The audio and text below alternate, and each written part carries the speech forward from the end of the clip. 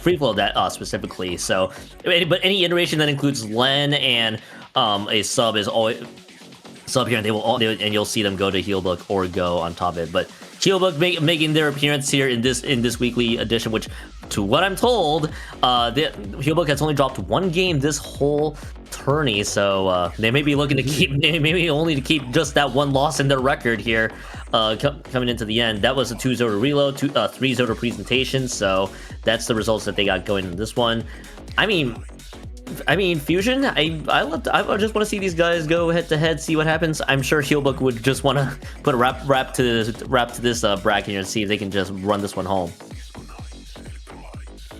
Yeah, I mean, I think both these teams have that on their minds, but Healbook's certainly in a great position to do so. These are indeed the 1 and 2 seeds in this top cut, so we are in for a match. We've got Zones on Barnacle as our first match this time, which we've seen different variants of a lot of these stages, but yeah. Sorry. Is it all sinking in right now? The brain fog attacks. The brain fog attacks like at just the wrong moment. I think, to be fair though, Fusion, especially with grand finals here, it's like what for the East Coast time, because I always make too much note of this, especially in this block. For the East Coasters, it's 10:30. It's close to 10:30 p.m. I know for the Midwesterners, also known as the Central Time Zone, it's like 9:30. I don't know how I'm somehow still sharp despite the fact that it's been a long day today, to say the least here, Fusion, and I can still relate with you. I'll try, but I'm sure both teams will want to try to get this one home, and then they eventually just go hit the snooze button eventually here, get some much needed rest. Okay. We are seeing variation of map changes happening across the screen. Everything is just blinking around. We'll figure out the actual map list here. We'll play Who's Line when we get to there. We'll play Who's Line when we get there, Fusion. Sorry, could you repeat that? I'm sorry. We will play Who's Line. We'll play scenes from a hat for figuring out which maps actually show up here in this one. And we finally fixed the machine here. There we go. Mahi Resort Zones. Don't worry. The map machine is also having some brain fog. It's joining you with it, Fusion. So at least something can relate today, if anything. But yeah, Mahi Zones is the lead off here for grand finals coming up here. And hey, both teams are ready to jam. It's gonna be Healbook on the Bravo side, and the Alpha side is, of course, Supersonic. We take a look at the weapons here. Euro's, by the way, gonna be the one dishing out the S-West for the first time, I think, all day. And great, by the way, the other player showing up here with Prosper. Great dishing out the Diddle Mini. And I should not be surprised to see Adept on that Luna Blaster. I have known Adept for some time. Adept is a solid blaster player as well. So want to see how both teams open up this particular map here, as both teams vying for the zone, and Supersonic is about to start this one off on the right foot. Yeah, they certainly are. Oh my goodness, just wiping the floor with Healbook. They were absolutely not prepared for the sword over on that left side on that slick. Excellent stuff from Spec. And that is going to create a huge opening at the start. Oh my god, at the start for Supersonic, but Hammer is going to answer that back and prevent this situation from turning from a bad one to a worse one. That is going to be Healbook. A lot of pressure on that zone. Still no cap just yet, but 4 members up close to the zone. All that pain is inevitably going to flip it in their favor, but not able to win the fight. So Supersonic still in control. Supersonic is still in firm control there, and I literally just had a Steam platform by my very eyes. It is a double Ultra Stamp setup here, but this time it's gonna be Joven there, basically with the ink brush one for the Ultra Stamp, and the Depth's the one that holds it. Actually, I take that back. I think that's 3 Ultra Stamps actually from Healbook. I had to take. I was not kidding. I think you're right. I knew it wasn't a double ultra stamp. No, we're triple ultra stamp setups. You're gonna be seeing flying hammers across this junction of the game. And I think I just counted 2 hammer tosses in the past 20 seconds. Sorry, that distracted me for a bit here because Healbook is about to get some control back. The pick onto the splash is gonna help matters. The trade is still gonna work out for Healbook as they will get the lead here, but this will be a zone split going the other direction here if the pick from Uriel against Adapt lands, and it's just gonna be a trade at the end. Healbook retains control of the zone, and Fusion 40 points and still counting down. Healbook still is trying to see if they can run this one home. Yeah, Healbook is going to take that timer below 30. I can't believe that the brush managed to get out alive. Like, that sword hitbox on the on the just normal swing is so wide. Getting out alive is crazy. Healbook 10 ticks left of the timer left. They are going to paint that zone, but all the specials as Supersonic storms back in is going to shift the tides. That is going to be Supersonic recapturing that zone with the help of Rio on that pencil, but stepping into close range against that triple ultra stamp is the worst mistake you can make there, as Healbook manages to catch unsuspecting prey with that hammer. Adapt cleaning up on that right side, and Healbook is back in control yet again. It's a 2v1 situation, but with Healbook in charge of that zone, those jumps are going to work to their benefit.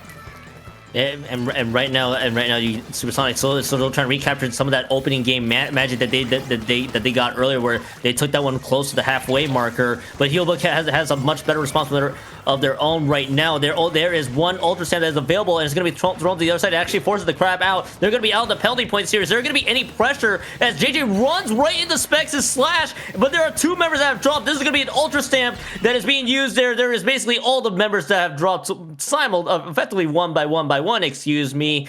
And Healbook, despite the slow start and Supersonic's very great start to begin the game, Healbook was able to wrestle that one back home, and that is now 1-0 up for Healbook. And I have to say, Fusion, the sightings of what I thought was 2 ultra stamps and then being completely fooled by a 3rd ultra stamp suddenly appearing in the wings has suddenly threw me off guard there in that particular game, but it definitely showed its power. Yeah, it certainly did. Yeah, no, like, imagine being a crab in that situation. That's kind of rough. That's rough, buddy. Yeah, just the crab shot in like 2 swings from a brush was enough to break it there. Yeah, Supersonic could not get anywhere close. I mean, certainly Healbook had a hard time getting back into that zone. Supersonic was taking full advantage of like the lack of really displacement specials, but once Healbook got in, they did not get out. They were just consistently applying pressure and taking those picks whenever Supersonic attempted to make their way back in. And now we cue into map number 2 being Hegelfish Market Target Troll, which I wonder if the theme here from Healbook is we're gonna just dish out every ultra stamp playbook, or every play that involves ultra stamps across the board. We're just gonna get Prosper. We're gonna put you in pencil duty, by the way, but we're gonna have a little bit of fun with 3 ultra stamps here. I would love to see 3 ultra stamps. I would also understand that they're not gonna dish it out here in this game, and I think Supersonic probably expecting to run a very similar comp that wanted in Mahi. To load into Mahi zones, excuse me, probably wasn't ready for that 3 ultra stamps. And I think now they got that registered in their system, maybe game 2 is like, how do we outsmart 3 ultra stamps? Do we dish out an ultra stamp of their own if we can use it, or do we just say, okay, we just gotta deal with them later? I think that's what Supersonic has to deal with it. Yes. So maybe they gotta break down the ultra stamps here somehow, Fusion. Maybe they'll dish it out. Maybe Healbook's just gonna throw me off guard and they'll just run a different comp for all I know. Yeah, I mean, it seems like they've been very comfortable sticking with their guns here. A little bit of a change up. Now we're down to only 2 ultra stamps at this point, and a bubble instead. I can see the purpose of that as Adapt with that bubble could help the team move forward. Instead, I think Supersonic, you just kind of have to make sure that they don't end up getting locked out, or I think they're just going to have to make sure they didn't get locked out. My brain is like ceased functioning. I will cover for you while your brain plays.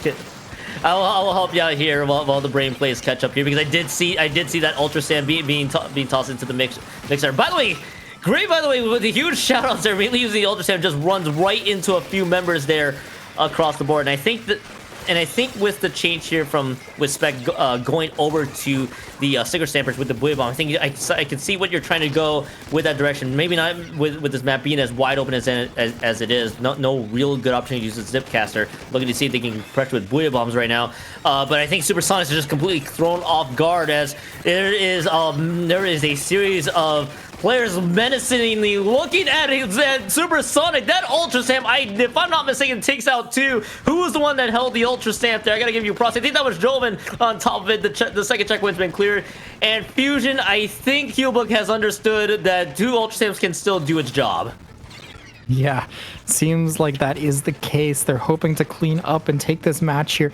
Oh, 3 of them on Healbook grouped onto that tower, looking to clean things up. There's pressure coming from multiple angles with the Ultra Stamp. Jovan just running and dodging and dipping.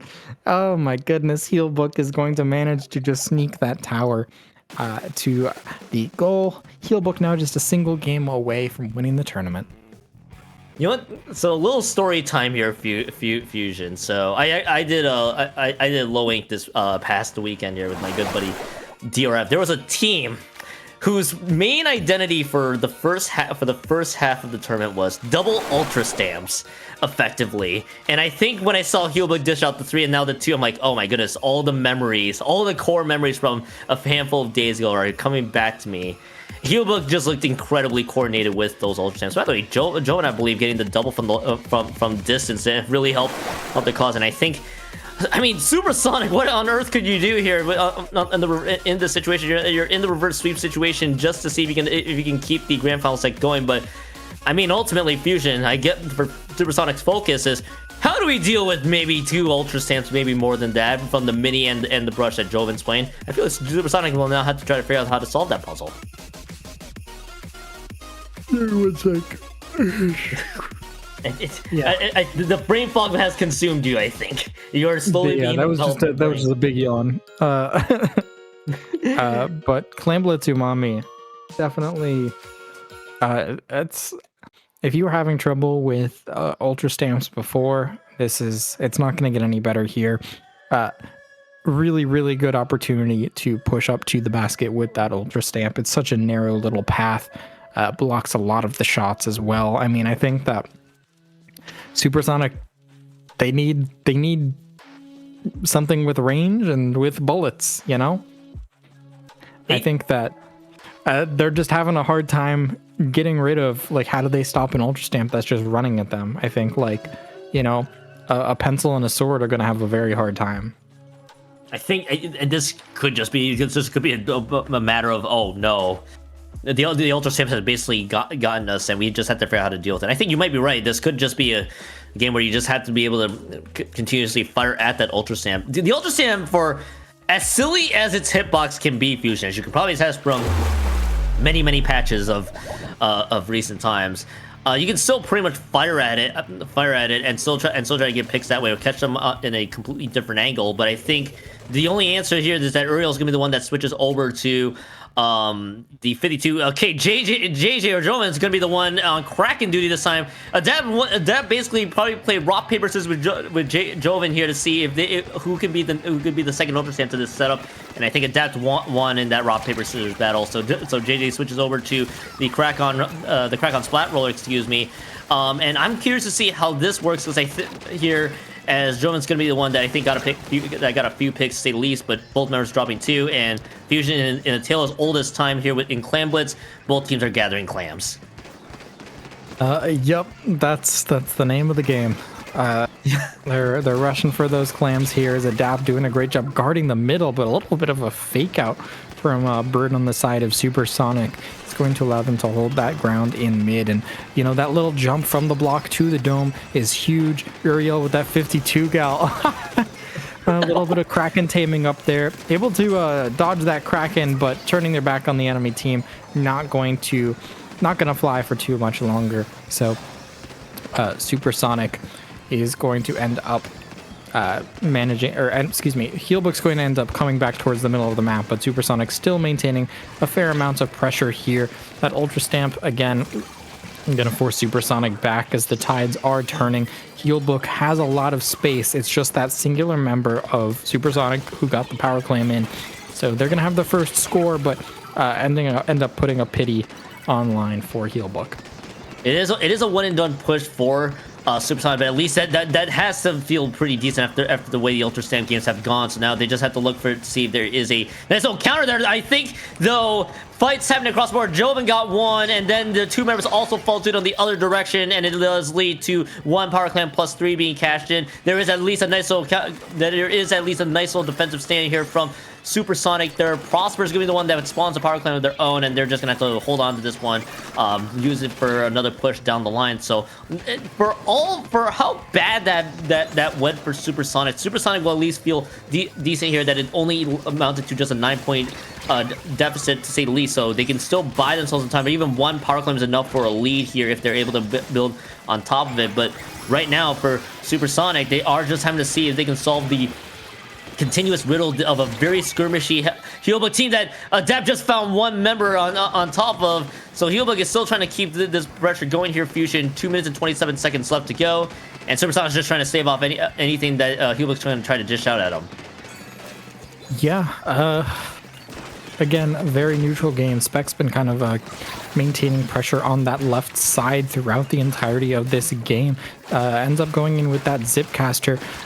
Not too much of vertical distance, unfortunately, not able to find anything with the Zipcaster. Ends up recalling. Now it's a 3v3 situation in the middle of the map, but that cooler is going to be a second wind for Supersonic here as they try and defend themselves. But that roller getting up to top mid is going to make things very difficult as Joven finds a single pick, looking for more. The Kraken's going to come out, and there's actually, I think, a push going on. Yep, Healbook manages to get to the enemy basket.